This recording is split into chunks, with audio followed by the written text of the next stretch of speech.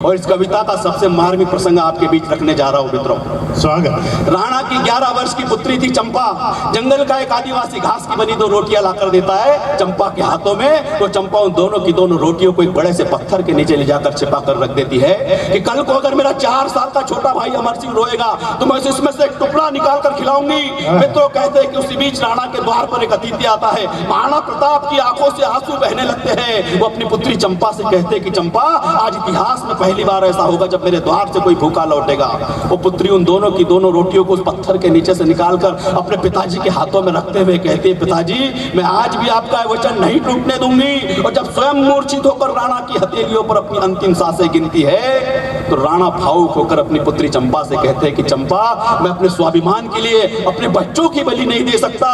तो चंपा अपने पिता से कहती है कि पिताजी, क्या आप एक चंपा की मृत्यु से विचलित होकर अकबर के आगे आत्मसमर्पण करोगे तो उन लाखों वीरों का क्या होगा जो आपके कहने पर देश के लिए शहीद हुए।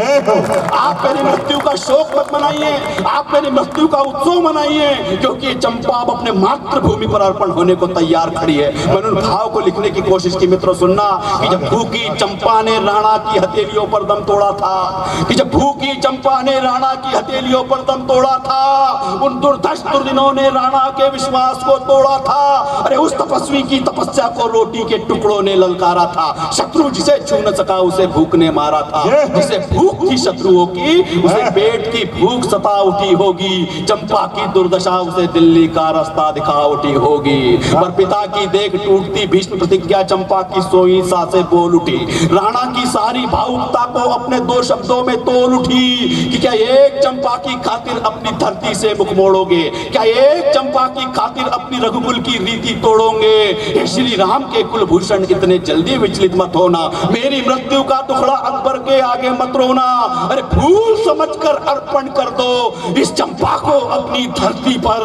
देवता फूल बरसाएंगे फिर तात हमारी अर्थी पर। देवता फूल बरसाएंगे, देवता फूल बरसाएंगे फिर तात हमारी अर्थी पर। और सुनकर चंपा की बातें फिर राणा की आंखों के आंसू चमक उठे। उसके मन के भाव हृदय में नक्षत्रों से दमक उठे। चंपा की आंखों के पानी ने राणा के पानी को ललकारा था, जैसे करुणा ने वीरता पर अपना शस्त्र उभारा था। पानी चंपा की आंखों में था, पानी चंपा की आंखों में था, पानी चंपा की आंखों में था।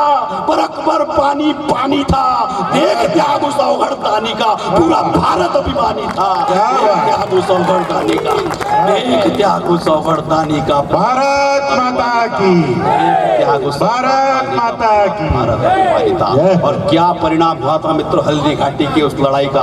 22,000 की सेना जब 80,000 की सेना से लड़ती है, प्रताप को, राणा प्रताप को प्रतापी बनाने वाले और अरावली के भील जो आपके और मेरे शहरों में आते बैलगाड़ियां लेकर, वो गड़िया लोहार, तलवारें कुल्हाड़ियां और हंसिए बनाते, ये वो जनजाति है जिसने संकल्प लिया था कि मेरा देश जब तक आजाद नहीं होता हमारी कौम राणा के अलावा किसी के लिए हथियार नहीं बनाएंगी। उनका प्रताप रहा इतना कि अरावली के जंगलों में 22 सालों तक पूरा मुगल साम्राज्य पानी भरता रहा, लेकिन महाराणा प्रताप उनके हाथ नहीं आ सके। उनके सम्मान में पंक्तियां दादा, जब भीलों के तीरों से मुगलों ने खुद को छलनी होते देखा होगा, चेतक को अपनी सेना पर चढ़ते देखा होगा, तब अकबर की आंखों के भी तारे टूट गए होंगे। देख शौर्य राणा का उसके छक्के छूट गए होंगे। पाकर समाचार उसके दिल के टुकड़े 4 हुए होंगे।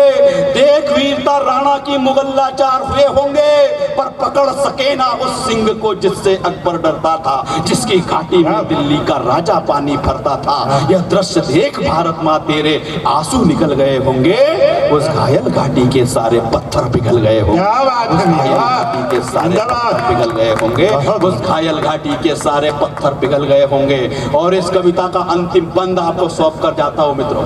मैं राणा पर कविता पढ़ूं और उसमें अगर चेतक ना आए तो शायद शौर्य गाथा अधूरी हो जाए। मैंने कविता प्रारंभ भी चेतक से की थी और कविता का समापन भी चेतक से कर रहा हूं मित्रों। कौन था चेतक? मित्रों राणा का इतिहास अगर बताऊं तो 80 किलो का भाला था उनका, 72 किलो का कवच था उनका, दोनों दोनों तलवारें और ढालों का वजन करें तो 206 किलो का वजन वो लेकर चलते थे। आप कल्पना करिए वो चेतक कैसा रहा होगा जो इन दोनों को लेकर चलता था। क्या उसके बात है सम्मान भाई, में वाह। बंदा है कि जिस चेतक के कदमों से राणा आगे बढ़ते थे, धरा विहल हो जाती उसके कदम जहां पर पड़ते थे। घायल थे राणा पर उसने साथ नहीं छोड़ा, प्राण कंठ की देहरी पर विश्वास नहीं तोड़ा। पहले सुरक्षित पहुंचाया राणा को, फिर अपना दम तोड़ दिया। अंतिम बार देखा उन्हें, फिर अपना मुख मोड़ लिया। अरे जिसके कंधों पर भार भारत का, उसने उसका भार उठाया था। ऐसा लगा शिवकानंदी खुद चेतक बनकर आया था। क्या बात है। ऐसा लगा शिवकानंदी खुद चेतक बनकर आया था।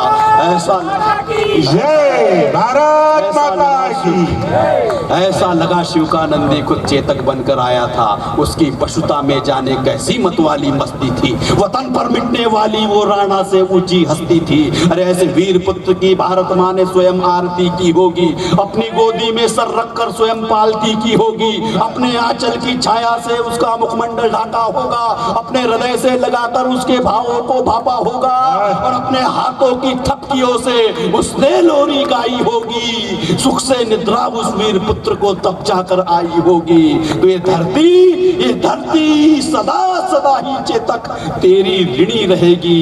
ये हल्दी घाटी युगों युगों तक तेरी कथा कहेगी। ये हल्दी घाटी युगों युगों